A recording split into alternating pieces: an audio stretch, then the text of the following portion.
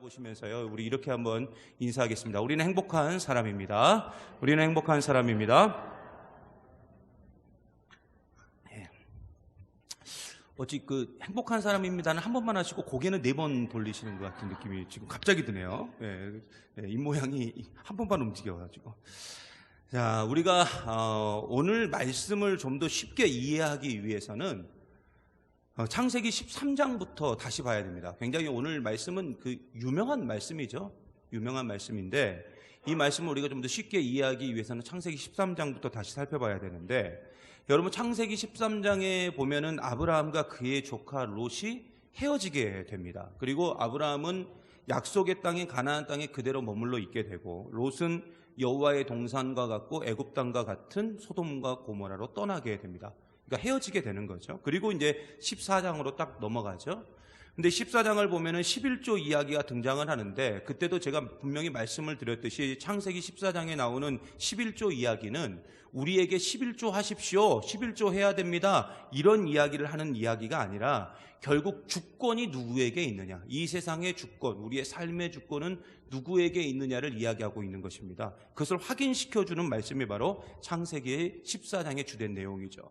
그러면서 15장으로 넘어갑니다. 15장으로 넘어가면은 하나님께서 아브라함에게 약속을 하시죠. 첫 번째는 어떤 약속을 하냐면, 내가 너를 통해서 약속된 씨가 나온다, 이렇게 하나님께서 약속을 하시면서 자손에 대한 약속, 백성에 대한 약속을 하나님께서 아브라함에게 하셨습니다. 근데 그 씨에 대한 약속만 하시는 것이 아니라 뭐에 대한 약속도 겸해서 마지막에 하시냐면 땅에 대한 약속도 같이 말씀을 해 주십니다. 그런데 이 13장, 14장, 15장에 있는 말씀들을 총 정리를 해보면 하나님이 3가지를 이야기한 거예요. 3가지. 첫 번째는 뭐냐면 주권에 대해서 이야기를 하셨어요. 주권. 그죠? 두 번째는 씨라는 것은 백성을 말하죠. 백성, 민족, 이걸 말하는데 그 백성에 대해서 약속을 하셨고, 마지막으로 땅에 대해서 약속을 하셨습니다. 여러분, 제가 지난번에도 한번 말씀을 드렸는데 국가의 3요소가 있다고 그랬죠. 국가의 3요소. 그게 뭡니까? 주권, 그 다음에 백성, 그리고 땅. 이게 국가의 3요소입니다. 결국 하나님이 아브라함에게 주권에 대해서 이야기하고, 그 다음에 백성에 대해서 이야기하고, 그리고 마지막으로 땅에 대해서 이야기를 하신 이유는 뭐냐? 결국 하나님이 아브라함을 통해서 나라를 만들겠는데, 그 나라가 바로 하나님의 나라를 하나님께서 아브라함을 통해서 만드시겠다. 그리고 오늘 말씀도 거기에 대한 애언이 나와요. 내가 너를 통해서 강한 나라를 만들겠다. 이 강한 나라는 것은 군사력이 강하고 경제력이 강한 나라가 아니라 하나님의 나라를 지금 이야기하고 있는 겁니다. 하나님의 나라. 하지만 우리가 잘 알고 있다시피 창세기 16장과 17장에 보면은 이러한 하나님의 약속을 아브라함이 결국 기다리지 못하죠. 그리고 아브라함이 불순종의 길을 가고 맙니다. 하지만 하나님은 그 불순종과 실패를 뚫고 아브라함을 다시 일으켜 세우셨고, 할례를 통해서 다시 재계약을 하십니다. 재계약.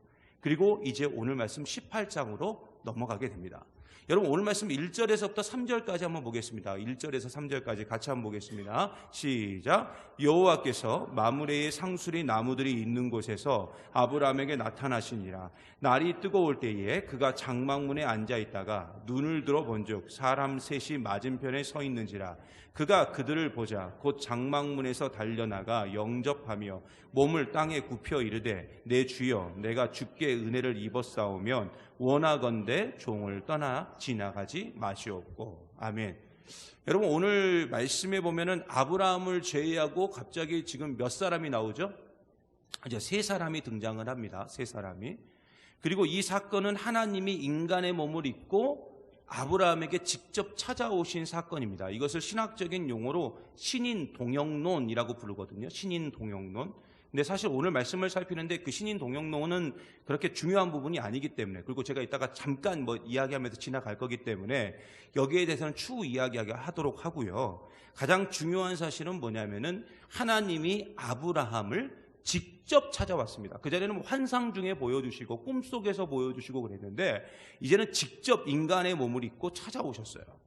이때 아브라함은 장막문에 앉아 있었는데, 장막문에 앉아 있었다는 것은 뭐냐? 아브라함이 할 일이 없어서 장막문에 앉아 있었던 것이 아니라, 아브라함이 그 장막이라는 것은 족장을 의미합니다. 그러니까 뭐냐면 뭐라고 해야 될까요? 민족 아니면은 뭐 그 부족을 의미하는 거죠. 그 부족. 그러니까 그 부족의 족장이라는 것을 표현하는 말이 뭐냐면 장막문에 앉았다 이렇게 말을 합니다. 여러분 창세기 19장 1절에 보면은 롯이 소돔 성문에 앉아 있었다 이렇게 나오거든요. 소돔 성문에 발음이 이렇게 안 되죠.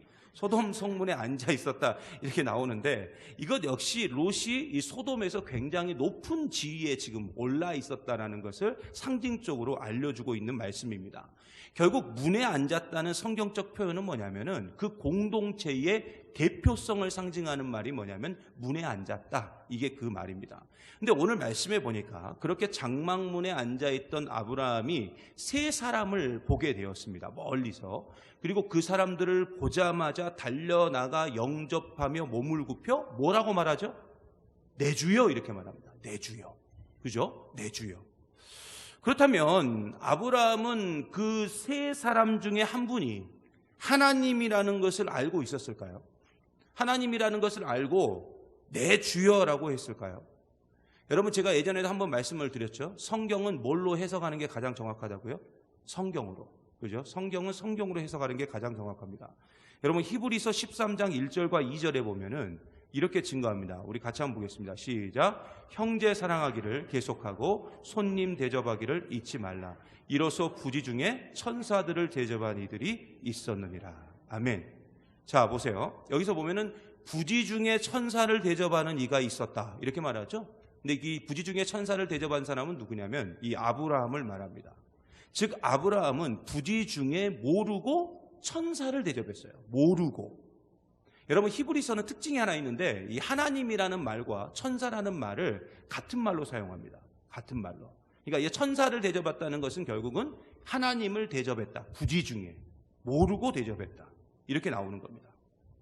그렇다면 왜 아브라함은 모든 것을 아는 사람처럼, 그러니까 거기에 하나님이 꼭 계신 것처럼 왜 내 주여 왜 이런 말을 했을까요? 몰랐으면서도 혹시나 자신에게 하나님이 찾아오실 수 있다는 그 기대감에 그냥 아무나 오면 그냥 일단 내 주여 일단 말해놓고 보자 이렇게 생각해서 그 사람이 갑자기 내 주여 이렇게 말했을까요? 여러분 사실 아브라함 당시에 이스라엘의 귀한 전통이 있어요. 히브리인의 전통이 있는데 그게 뭐냐면 바로 손님 환대법이라는 전통이 있습니다. 손님 환대법 또는 뭐 나그네 대접법 이렇게 부르거든요.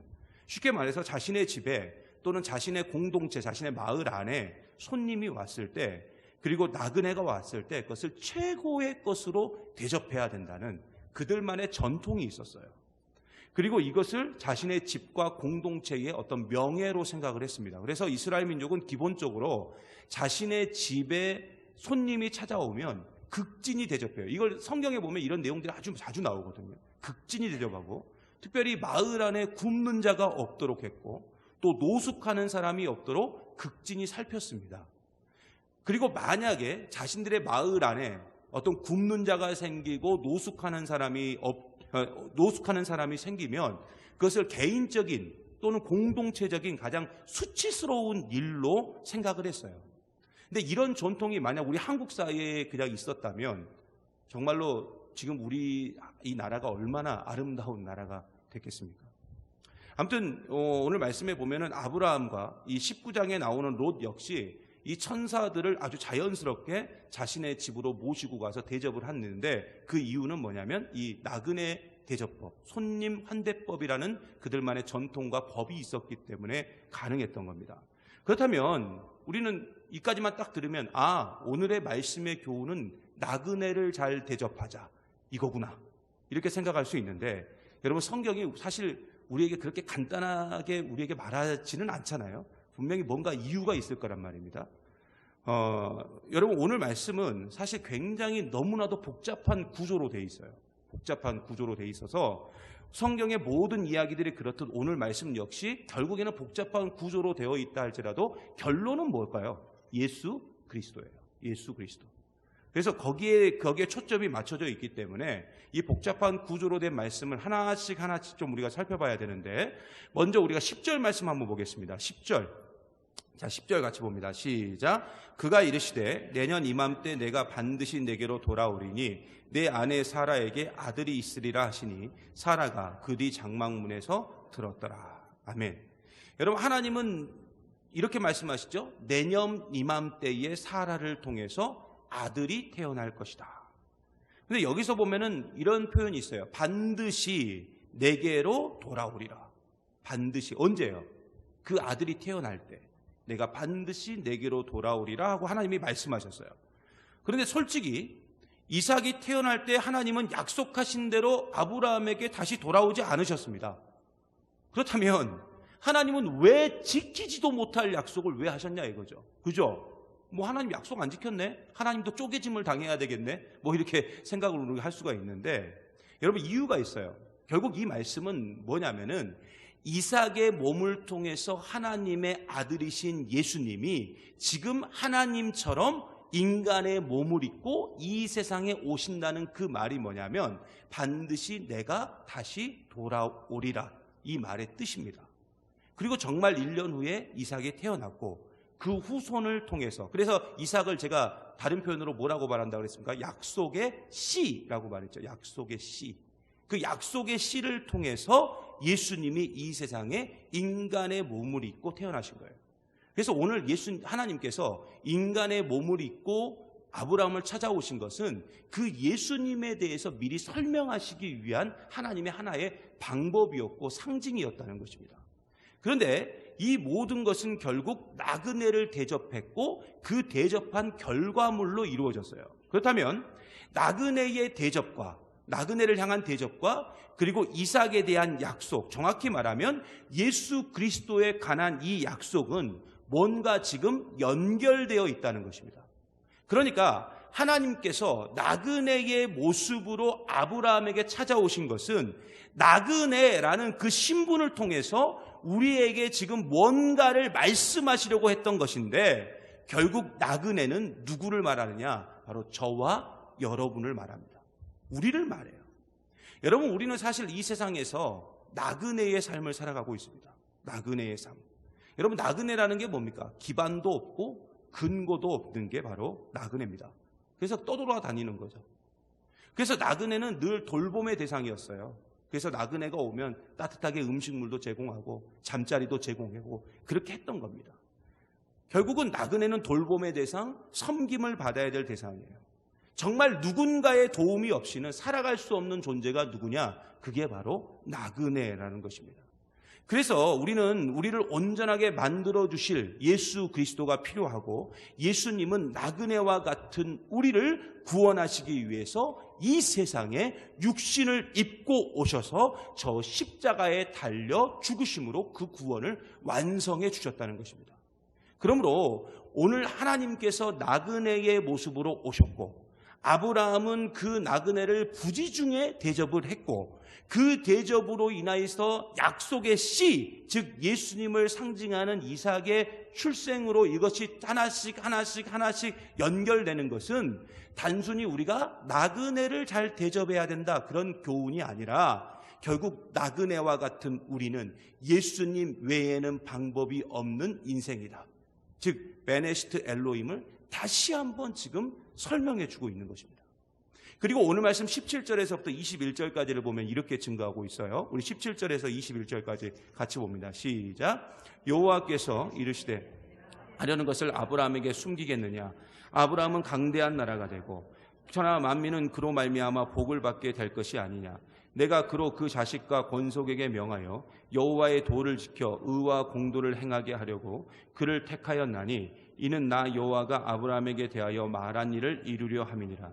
여호와께서 또 이르시되 소돔과 고모라에 대한 부르짖음이 크고 그 죄악이 심히 무거우니 내가 이제 내려가서 그 모든 행한 것이 과연 내게 들린 부르짖음과 같은지 그렇지 않은지 내가 보고 알려 하노라. 아멘.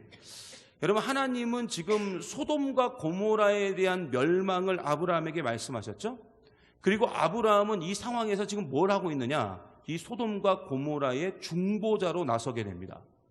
그런데 여기서 보면 하나님은 아브라함과 사라를 통해서 예수님이라는 구원자를 준비하셨어요. 그렇죠? 예수님이라는 구원자를 준비하시면서 동시에 어떤 일이 벌어졌냐면 소돔과 고모라의 멸망을 계획하고 계셨어요.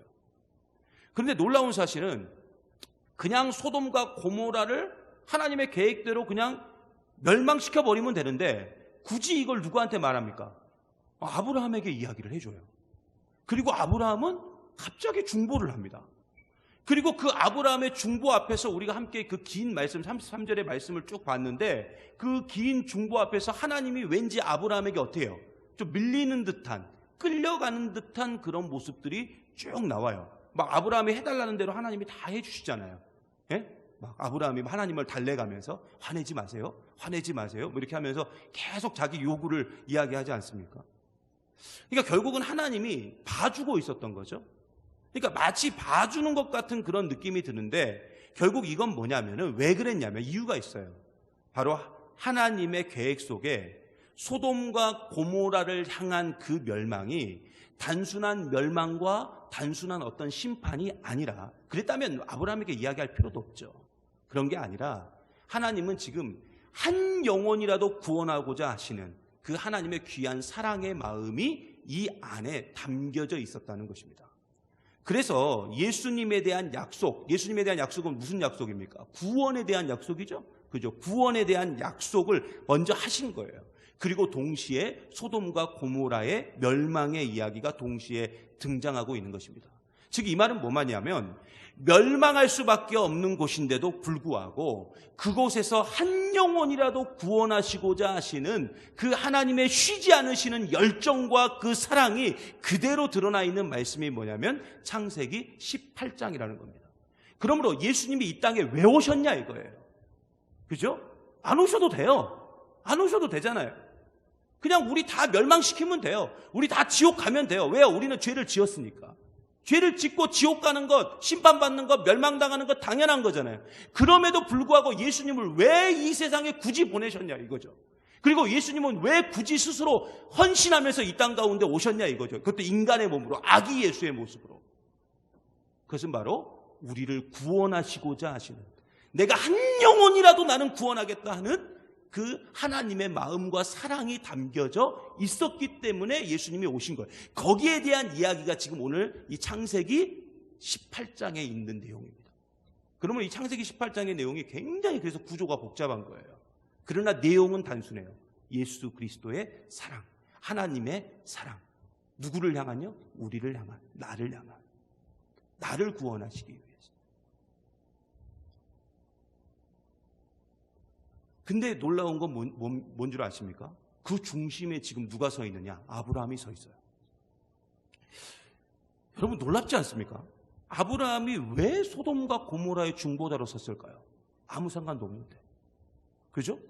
물론 그곳에 자신의 조카 롯이 살고 있었기 때문에 뭐 중보자로 선 게 아니냐 이런 말도 할 수 있지만 솔직히 심판이 딱 선포되었을 때 어떡하냐 하면서 얼른 전령 하나를, 발빠른 친구 하나를 보내가지고 자기 가족만 싹 구해오면 되잖아요.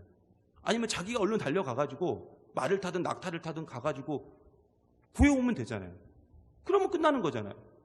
그런데 그럼에도 불구하고 아브라함이 지금 계속 자신과 아무런 상관이 없는 소돔과 고모라를 위해서 하나님께 지금 간구하고 있다는 겁니다. 그것도 하나님을 막 달래가면서 노하지 마십시오, 화내지 마십시오, 이렇게 하면서 지금 간구하고 있다는 거죠. 여러분 오늘 말씀 11절에서 13절까지를 보면은 이렇게 증거하고 있어요. 그 이유들이 이제 쭉 나옵니다. 잘 보셔야 돼요. 여기서 놓치면 큰일 납니다. 이제 자 11절에 13절까지 같이 한번 보겠습니다. 시작. 아브라함과 사라는 나이가 많아 늙었고 사라에게는 여성의 생리가 끊어졌는지라. 사라가 속으로 웃고 이르되 내가 노쇠하였고 내 주인도 늙었으니 내게 무슨 즐거움이 있으리요. 여호와께서 아브라함에게 이르시되 사라가 왜 웃으며 이르기를 내가 늙었거늘 어떻게 아들을 낳으리요 하느냐. 아멘. 아주 유명한 이야기죠. 아브라함의 아내인 사라가 생리가 끊어졌습니다. 이건 무슨 말이냐? 임신을 못하게 됐다는 거죠. 더 이상 임신을 못하게 됐다. 그래서 자신이 임신을 하게 되고 아이를 낳게 된다는 하나님의 약속 앞에서 사라가 어떻게 했습니까? 웃었어요. 이 웃음은 어떤 웃음이죠? 비웃음이죠. 비웃음이에요. 하나님을 향해서 비웃어요. 참나 뭐 이런 거 있잖아요. 말도 안 되는 소리를 하고 있어. 내가 지금 내 나이에 무슨 아유 나 부끄럽게 뭐 이렇게 지금 얘기하고 있는 거죠. 하지만 하나님은 이 사라의 비웃음을 그대로 듣고 보셨습니다. 그리고 오늘 말씀 14절에 이렇게 말씀하시죠. 여호와께 능하지 못한 일이 있겠느냐. 아멘. 그죠? 기한이 이를 때에 내가 내게로 돌아오리니 사라에게 뭐가 있어요? 아들이 있으리라. 여러분, 아브라함은 하나님의 약속을 어기고 불순종의 길을 갔습니다. 그리고 그 약속의 아들이 아닌 이스마엘이 태어나게 되죠. 그리고 이 불순종의 사건으로 인해 가지고 하나님이 13년 동안 침묵을 하시죠. 그리고 13년 만에 아브라함에게 나타나셔 가지고 하셨던 첫 마디가 뭡니까? 나는 전능한 하나님이라. 나는 엘샤다이다. 이렇게 말씀하십니다. 여러분, 결국 믿어야 됩니다. 믿지 못하면 하나님의 귀한 약속, 그러니까 이 성경에 있는 내용들 있잖아요. 믿지 못하면 다 뭐가요? 비웃음거리죠. 바다가 갈라져. 어떻게 바다 위를 걸을 수가 있어? 아니, 어떻게 옷자락을 만진다고 병이 나? 하면서 비웃음거리가 될 수밖에 없어요.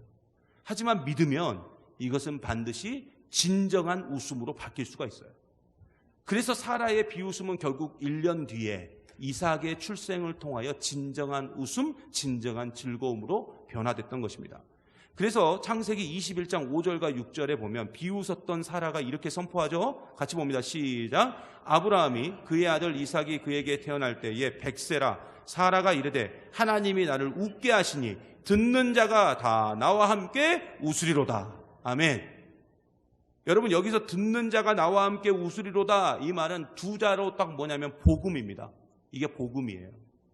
여러분, 복음을 듣는 자가 나와 함께 웃게 되는 것, 그죠? 웃게 되는 최고의 즐거운 소식, 그게 복음 아닙니까? 그래서 우리가 전도하고 선교하는 거죠. 나만 웃지 않고 남도 웃게 만들려고. 사실 우리가 잘 알고 있다시피 복음을 처음 듣는 사람들은 다 어떻습니까? 비웃어요. 우리를 향해서 비웃습니다. 왜요? 믿지를 못하니까요. 그래서 성경에 보면 복음을 전하는 현장마다 전부 조롱을 받았고, 심지어 복음의 출발점인 예수님의 십자가 역시 조롱을 받았습니다. 하지만 그 조롱 속에서도 우리가 복음으로만 산다면 결국 우리는 승리할 수 있는 줄 믿습니다. 그러므로 지금 우리가 복음으로 인해서 혹시나 조롱을 받고 있고 그 복음으로 인하여 힘듦 가운데 있다면 괜히 그것 때문에 같이 화내고 열내고 그렇게 하지 마십시오. 그래봤자 어차피 나만 손해예요. 나만 손해. 나만 힘들고 나만 고통스럽기 때문에 그냥 우리는 끝까지 복음으로만 살면 됩니다. 그냥 사랑하고 그냥 용서하고 그냥 안아주면서 그렇게 살다 보면은 처음에는 조롱이고 처음에는 비웃음거리가 되겠지만 결국엔 모두가 나와 함께 웃는 날이 있게 될 줄 믿습니다. 그게 사라가 주는 교훈이에요.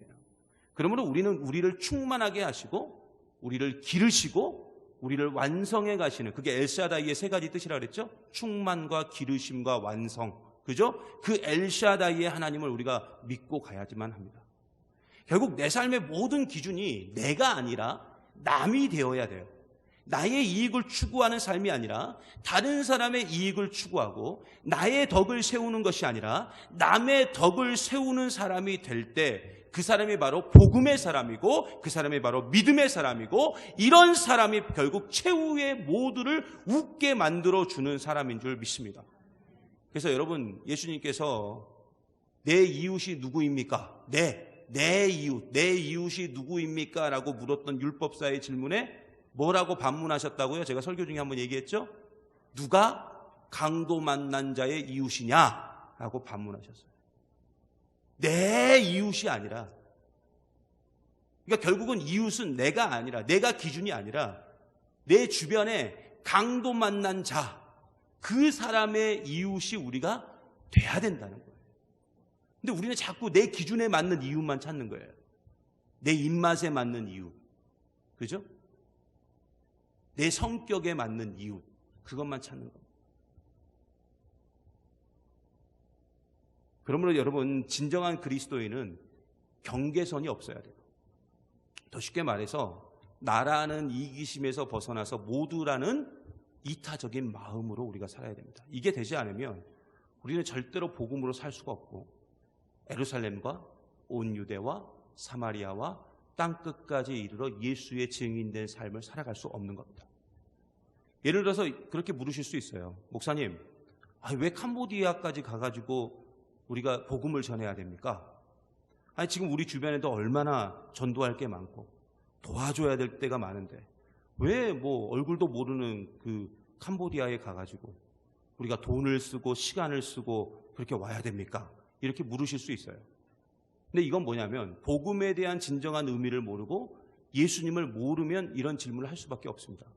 여러분, 복음이라는 것은 예수님이 누누이 말씀하셨어요. 경계가 없어요. 여러분, 복음서를 보세요. 예수님이 언제 경계를 두셨습니까?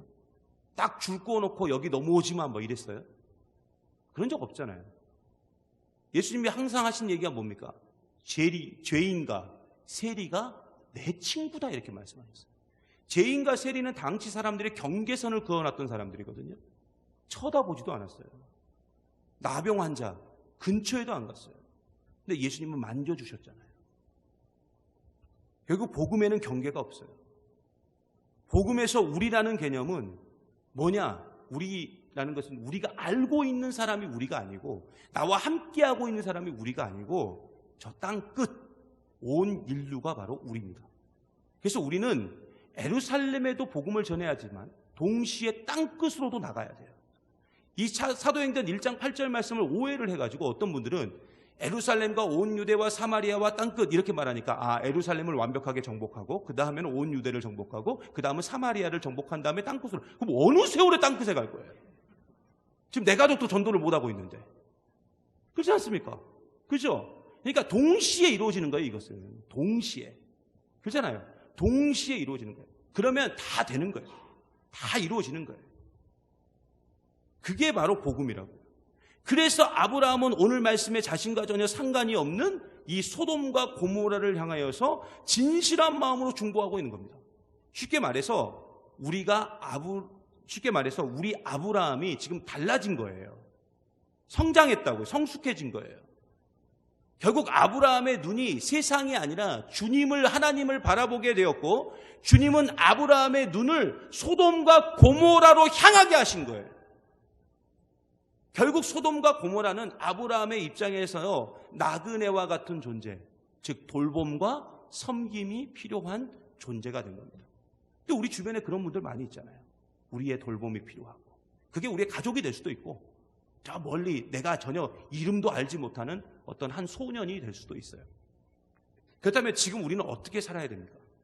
결국 우리의 모든 시선과 우리의 모든 마음이 다 일단 하나님을 향해야 돼요. 그리고 하나님의 마음이 돼야 됩니다. 하나님은 소돔과 고모라를 향한 그 멸망의 마음이 있었지만 동시에 하나님은 구원의 마음도 있었어요. 그리고 그 구원의 중심에 아브라함을 두셨습니다. 그러므로 아브라함은 자신의 몸을 통해 나올 약속의 씨, 즉 예수님을 드러내고 있었던 것입니다. 결국 예수님 외에는 방법이 없음을 말하면서 동시에 우리 모두가 아브라함처럼 세상과 하나님 사이에 다리를 놓는 사람, 징검다리와 같은 그런 존재가 되기를 하나님이 지금 간절히 원하고 계신다는 것입니다. 그런데 이렇게 다리를 놓는 사람이 되고 다리를 놓는 교회가 되기 위해서는 우리라는 이 개념이 이제는 확대되어야 돼요. 더 정확히 말하면 우리 교회, 우리 한소망 교회라는 담을 우리가 일단 넘어가야 돼요.